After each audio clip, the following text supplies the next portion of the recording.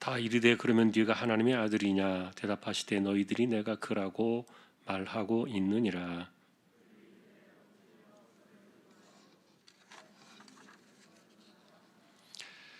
아멘. 이 본문을 보면은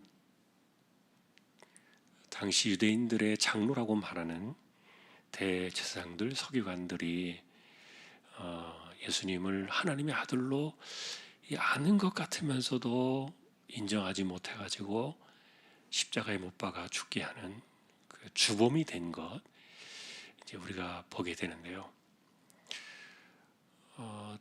여러분, 왜 이런 일들이 일어났을까에 대해서 우리는 이제 알고 있어요. 그러나 그 당시에 사람들이 이 상황을 볼 때 참 여기에는 우리가 생각해 봐야 될 사실은 아이러니한 어떤 그 편견과 그리고 장애물이 있어요.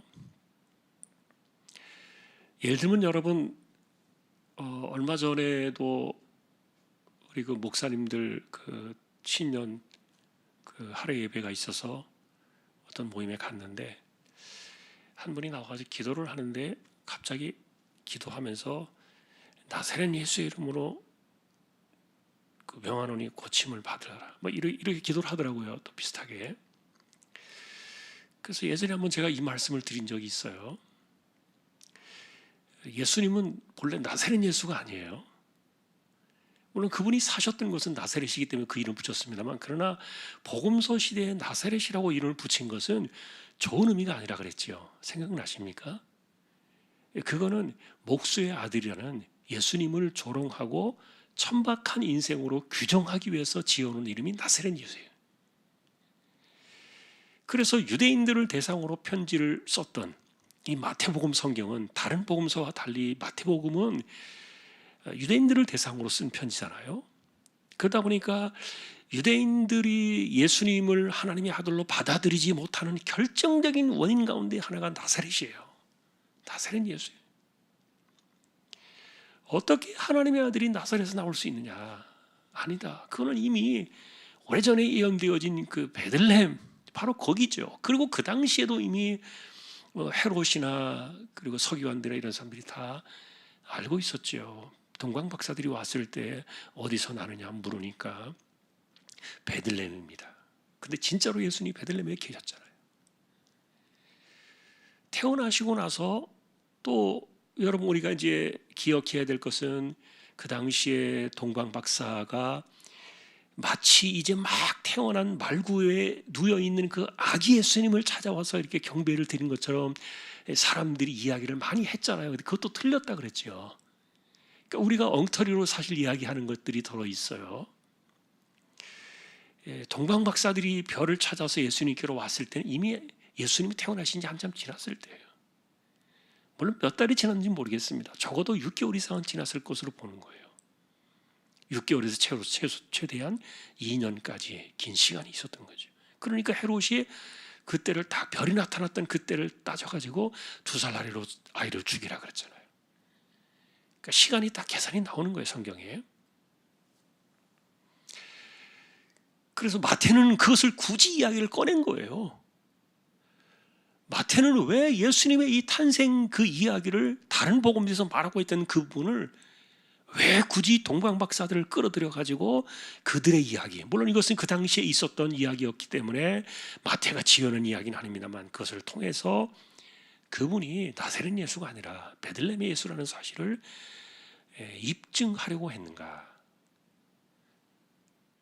그런 것들을 생각해 보면은 우리가 그런데 이제 일반적으로 나사렛 예수라고 불렀으니까 이제 우리나라는 그 거부감이 없잖아요. 나사렛이란 말이. 그래서 그렇게 말하면 마치 복음서에 예수님이 살아 돌아와가지고 마치 지금 여기서 동일하게 막 귀신이 떠나가고 병든 자가 막 일어나고 막 그 중풍병자가 막 고침을 받고 눈먼 자가 눈을 뜨고 막 이런 것 같은 그런 그 막 착각과 이런 그 막 마음에 막 들뜨는 것 같은 그런 느낌을 받아요. 그래서 나사렛 예수 이름으로 뭐 귀신아 떠나갈지어다 막 이러면은 여러분 아마 지금 제가 이렇게 이야기하면 괜히 가슴이 벌렁벌렁 거릴 거예요.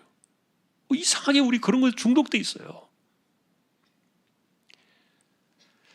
근데 이게 왜 그러냐? 한번 사람들이 생각이 갇혀버리면,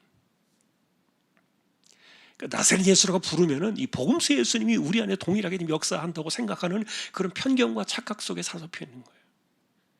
지금은 또 그럴 필요도 없고요. 그래서 영어에서도 지금은 나사렛 예수라고 절대 쓰지 않아요. 그냥 영어에서도 지저스, 예수라는 이름을 대문자로 쓰잖아요. 그냥 고유명사가 돼버려서 예수 그러면 고유명사예요. 그분의 이름이에요.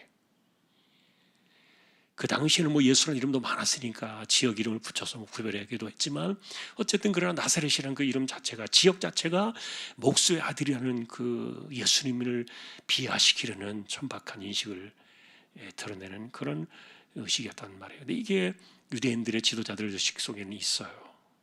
그러니까 그 생각에서 벗어나지 못하니까 예수님이 아무리 막 병든 자를 고쳐내고 그리고 정말 죽은 자를 살려내고 이런 일들이 막 일어났어도, 그러니 그런 능력들을 보면 이제 가슴이 떨리는 거예요. 이게 사람이 한 일이 아니니까. 그리고 여러분, 분명한 것은 날 때부터 보지 못했던 그 소경이 눈을 뜬다는 것은, 이것은 이사야에 예언된 하나님의 그 메시아가 오셨을 때의 사건이지, 이거는 사람이 할 수 있는 일이 아니거든요. 그래, 이분들도 성경을 알아요. 그러니 긴가민가 하니까 마지막까지도 예수님을 이제 어떻게 할 것인가를 놓고 고민하는 가운데 증거를 달라는 거예요. 증거. 당신이 하나님의 아들이라는 증거를 나에게 좀 달라. 우리들에게 달라. 그러나 예수님 말씀하셨어요. 내가 말할지라도 너희가 믿지 않을 것이다. 또 내가 물어본다고 해도 당신들은 대답하지 않을 것이다. 이렇게 이야기했어요.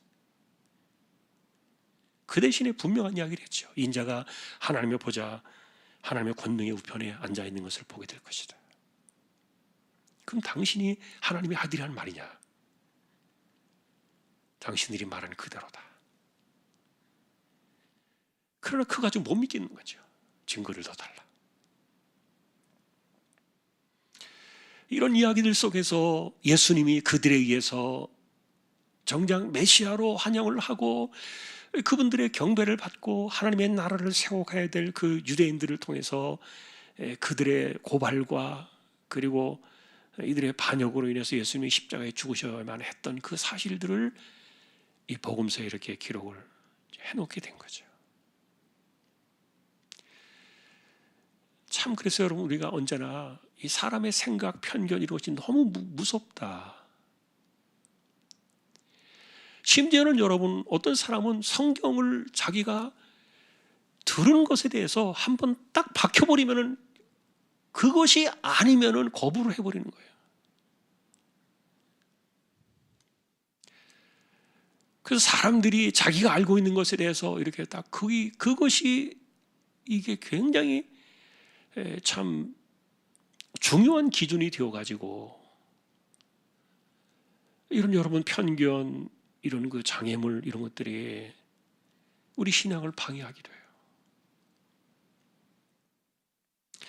참 희한한 것은, 예를 들어서 제가 여기서 똑같은 말로 한 사람이니까요, 제가 혼자서 이렇게 이야기를 했어요. 그런데 나가는 사람을 붙잡고 딱 물어보면은 들은 게 다 틀린 거예요. 나는 분명히 하나를 얘기했는데 듣는 사람은 다르게 말을 해요.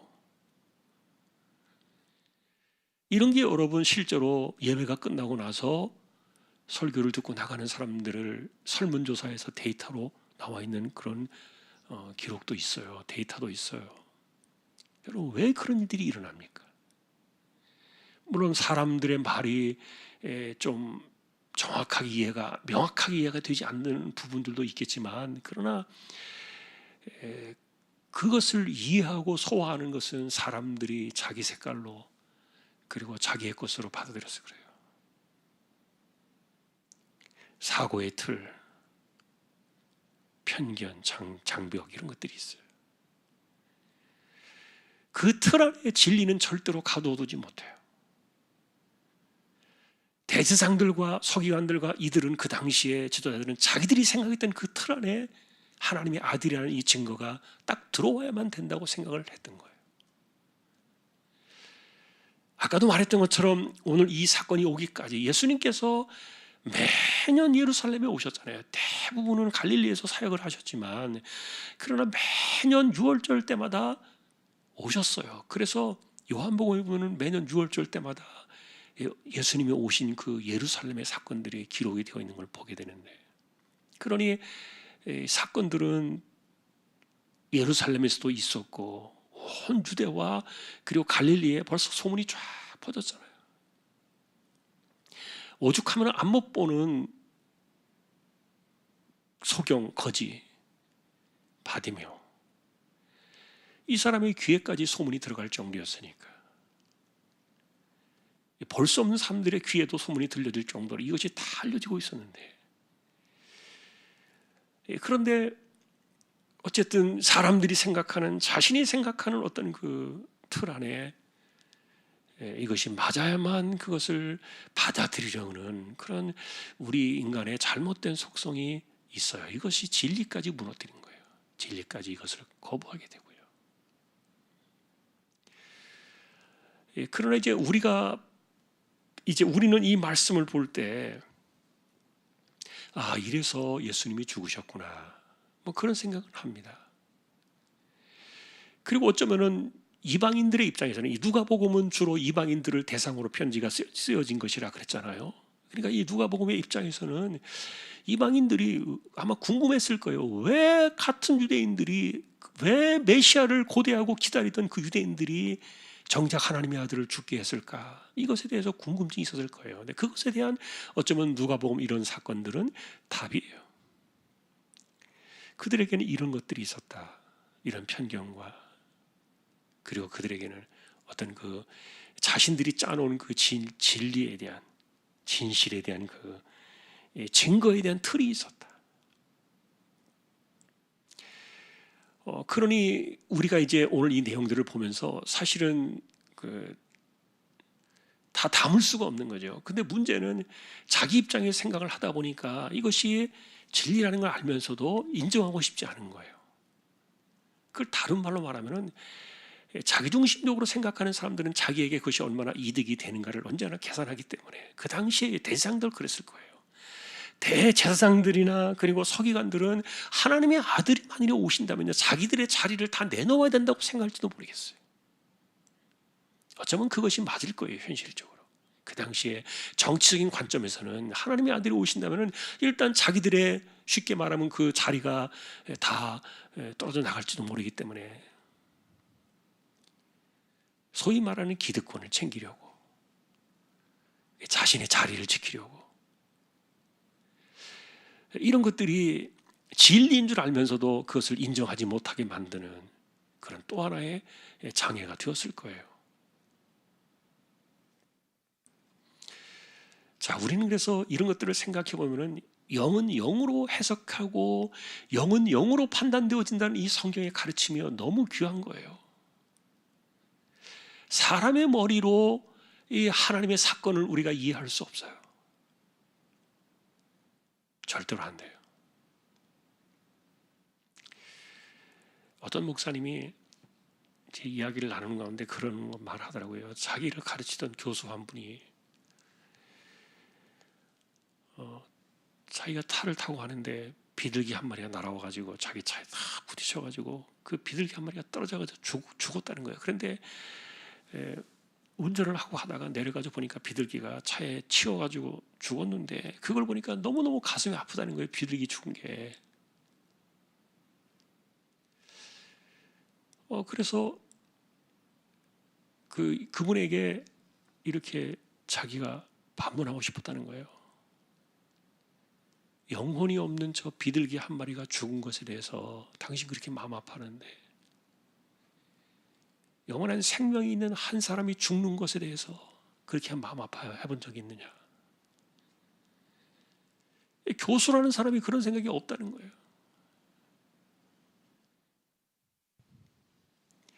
영혼에 대한 그런 것들이 없으니까 관점이 틀린 거죠. 벌써 기독교 신학을 가르치고 성경을 가르친다고 하는 그 사람의 그 관점과 자신의 입장에서는 어쩌면 인간을 위하고 그리고 환경을 위하고 생명을 귀중히 여긴다는 그런 생각들이 들어있을지 모르겠지만, 우리 기독교에서 말하는 영원한 생명과 그 구원과 이런 문제에 대해서는 그분들은 별로 관심이 없는 거예요.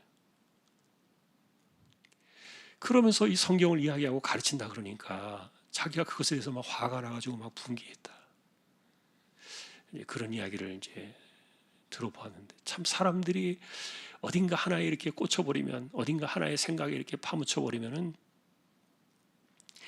그거를 알면서도 벗어나기 힘들고, 그걸 알면서도 인정하기 어려운 그런 자리들이 있어요. 그런 것들을 만나는 거예요. 근데 어쨌든 우리 예수님이 십자가에 죽으신 것은 인간들의 그런 면 때문에 죽었다는 것을 생각해 보면은, 우리가 뭐 유대인들은 아닙니다만 우리의 관점에서 진리를 대하는 그런 사람들의 입장에서 우리가 이 성경을 볼 때 우리가 역시 똑같이 이들처럼 이렇게 이런 그 진리에 대한 그 양면성을 가지고 편견을 가지고서 우리가 하나님 말씀을 재단하고 있지는 않는가, 뭐 그런 생각도 들어요.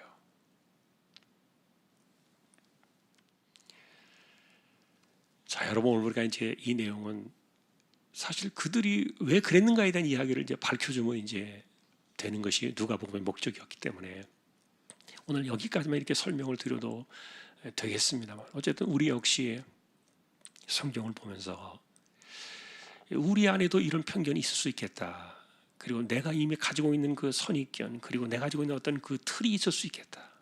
이 틀 안에 이 진리를 절대로 가둬두지 못하는데 그 틀 안에 가두어지지 않는 것에 대해서는 자꾸만 버리는 거예요. 여러분, 진리나 이 성경의 하나님 말씀들이 이렇게 두부를 판으로 찍어서 이렇게 만들어내듯이 그렇게 똑부러지게 우리에게 나오는 것 아니잖아요. 내가 이해 못하는 것도 있고 내가 판단하지 못하는 것도 있고, 그리고 아까도 많이 했던 것처럼 영으로 영을 판단하지 못하는 것도 있는데, 성경은 이야기하지만 그러나 육신으로 우리가 이 성경을 바라보면요 절대 이해가 안 돼요. 오늘 그래서 우리는 그들을 뭐 비판할 입장은 아닙니다만, 어쨌든 이것을 가지고서 우리의 모습을 좀 이렇게 본다면, 우리가 성경을 대할 때 그들이 말했던 것처럼 편견이나 우리가 가지고 있는 어떤 선입견을 가지고서 성경을 보는 것을 허물어 버리지 않으면, 그걸 자꾸 깨뜨리지 않으면 성경은 절대로 우리 안에서 품어지지 않는다. 그렇게 우리가 한번 적용해 보고 싶어요. 그 정도는 우리가 이 본문을 보면서 정리해 볼 수 있을 것 같습니다. 어떤 성경을 보든지 간에 여러분 편견 없이 봐야 돼요. 그리고 아까도 처음 지나가면서 말씀을 드린 것처럼 너무 많이 알고 있는 성경은요, 내가 딱 가지고 있는 그 이미 틀에 박힌 그 편견을 가지고 이 본문을 보면요 100번, 1000번을 읽어도요 그 이상을 벗어나지 못해요. 안 되는 거예요, 그게.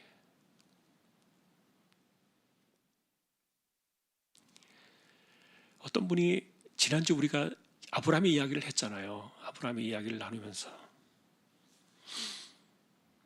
두 가지를 이야기했어요. 하나는 그는 아니오가 없었다, 그 이야기를 했고요. 또 하나는 이 아브라함의 마음속에는 언제나 하나님이 말씀하신 것에는 하나님이 하실 거라는 생각이 있었다. 이게 여호와 이레라 그랬잖아요. 그러니까 여호와 이레라는 말은 사실은 그 히브리어이기 때문에 어려운 단어예요. 그러나 우리식으로 쉽게 표현하면 하나님의 일은 하나님이 하실 거야라는 그 뜻이에요, 여호와 이레가. 그러니까 얼마나 간단하고 단순해요. 그런데 우리가 사실은 아니오가 없었다라고 말한 것에 대해서 성경은 그렇게 표현하고 있지 않으니까 우리가 아무리 많이 읽어도 이삭의 이야기를 봐도 그거 잘 모르는 거예요. 우리가 그런 것들을 찾아내기 어려운 거예요. 뭐 예를 들면 이제 그렇다는 거예요. 이런 것들이 한두 가지가 아니에요. 고정된 관점을 가지고 고정된 관념 속에서 성경을 보니까 그 이상의 깊이나 넓이나 이런 것들이 없어져요. 항상 그것만 딱 이렇게 두부 자르듯이 딱 잘라가지고 지나가 버리니까 성경이 건조해요. 메말라요. 이런 잣대 때문에 이 유대인 지도자들이 예수님을 죽였다. 그래, 굉장히 무서운 인간의 속성이죠. 정말 이 진리에 대한 아이러니예요. 많이 하는 것 같고 가까이 하는 것 분명히 그렇게 보이지만, 그러나 우리에게는 이렇게 보이지 않는 이런 무서운 틀이 있다. 아마 여러분들에게도 그런 거 있을 겁니다. 저는 성경을 연구하는 사람의 입장에서, 묵상하는 이 사람의 입장에서 여러 신학자들의 이야기를 들어요. 그리고 여러 설교자들의 그들의 이야기를 들어요. 그리고 보면서 계속 생각을 바꾸어 나가요. 본문을 볼 때마다 생각이 바뀌어요. 계속 바꾸어요. 그것은 하나님의 진리는 우리 안에 갇혀지는 것이 아니기 때문에 라는 그런 전제가 있어요. 오늘 말씀 우리가 여기까지만 보시면 좋을 것 같아요. 전제 없이 성경을 보자. 진리는 우리가 편견 없이 받아야 된다. 그래서 늘 말씀은 언제나 새로워요. 말씀은 언제나 내가 아는 것이라 할지라도 딱 고정된, 옛날에 내가 다 먹어보고 다 맛보고 다 무슨 뜻인지 알고 내가 다 한번 은혜 받고 뭐 이런 개념이 아니라, 같은 말씀인데도 수백 번, 수천 번 만나도 다시 또 마음속에 감동으로 찾아오고, 또 그런 깊이가 있고 또 이런 맛이 있고, 여러분 그것이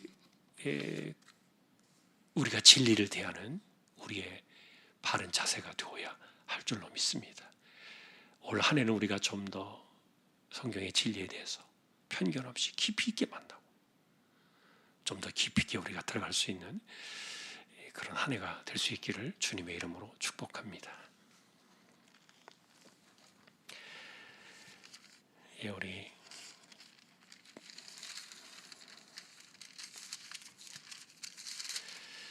(431장) 한번 찬양을 드리고 기도로 나아가겠습니다. 431장입니다.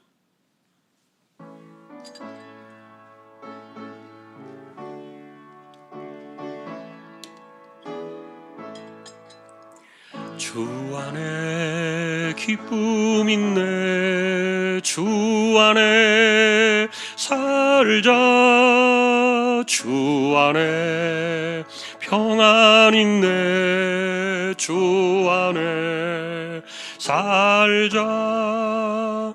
불안이 연기처럼 스며들어도 주 안에 사는 마음 기쁨 넘치네. 주 안에 사랑 있네, 주 안에 살자, 주 안에 소망 있네, 주 안에 살자. 검푸른 성난파도 밀어 덮쳐도 주 안에 사는 마음 평화 넘치네. 주 안에 영생 있네, 주 안에 살자, 주 안에 천국 있네, 주 안에 살자. 불길이 지옥처럼 솟아올라도 주 안에 사는 마음 생명 넘치네.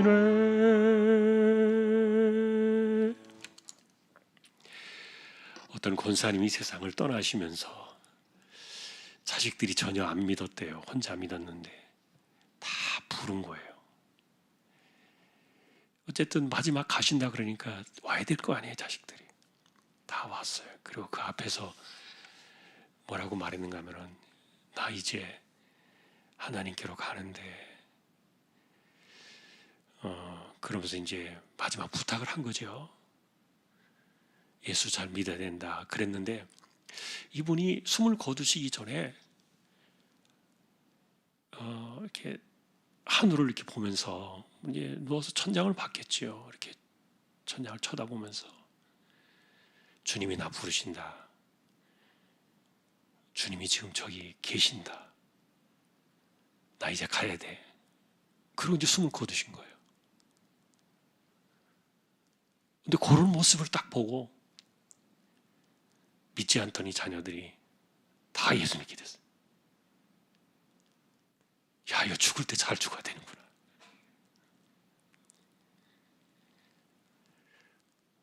그게 얼마 전에 있었던 이야기 몇 해 전에. 그래서 이제 그 이야기를 들으면서 야, 그래, 잘 죽어야 되는구나. 죽을 때요, 이상하게 죽는 사람들도 있어요, 기독교인들 가운데. 그런데 어쨌든 그게 그분이 진짜 뭘 봤는지 안 봤는지는 모르겠어요.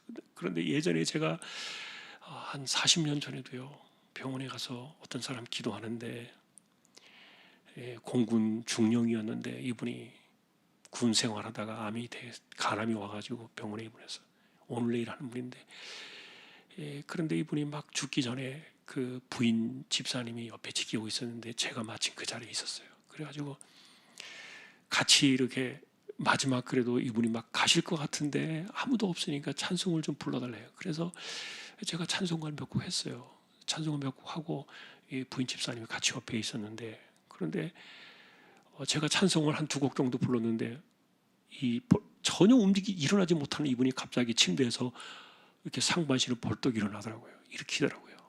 그러면서 손을 들고서 주님 감사합니다. 이제 갑니다. 이분이 그러고 확 쓰러지더라고요. 그러고 가셨어요.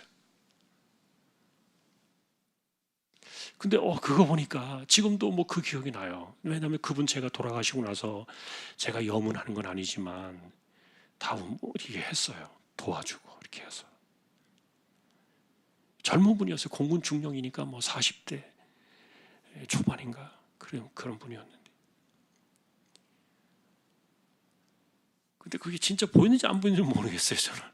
그러나 그분이 정말 본 것처럼 이렇게 이야기하고 마지막 순간에 이렇게 딱 이야기하고 죽으니까 굉장히 마음속에 그때 감동이었어요. 그 부인도 깜짝 놀랐고요.